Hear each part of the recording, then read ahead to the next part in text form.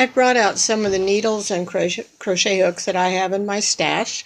To begin with, this is a short circular needle.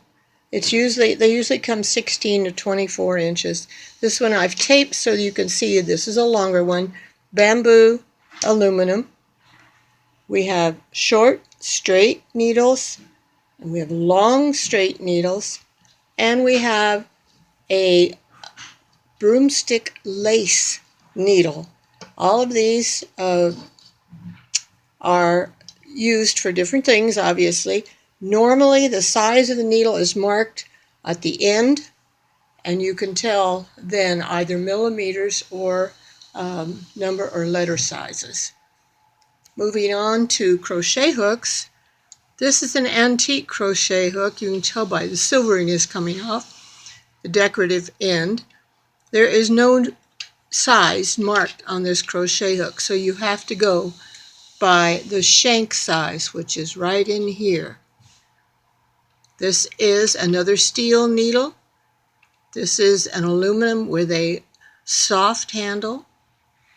Excuse me while I move over a little bit without making everybody seasick. Another aluminum. You can see sizes are marked on these on the thumb pad.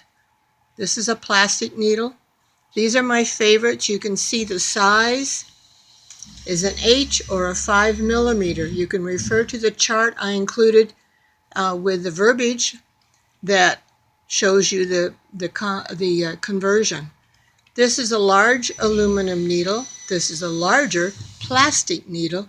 And this is a very large plastic needle.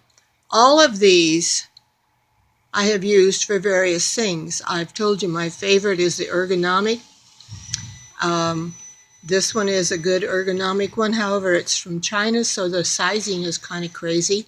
Again, refer to your chart that I've included. The needles, large to smaller, circular. Now, needles can go clear down to size 0. So, again, check with the chart. I hope this helps.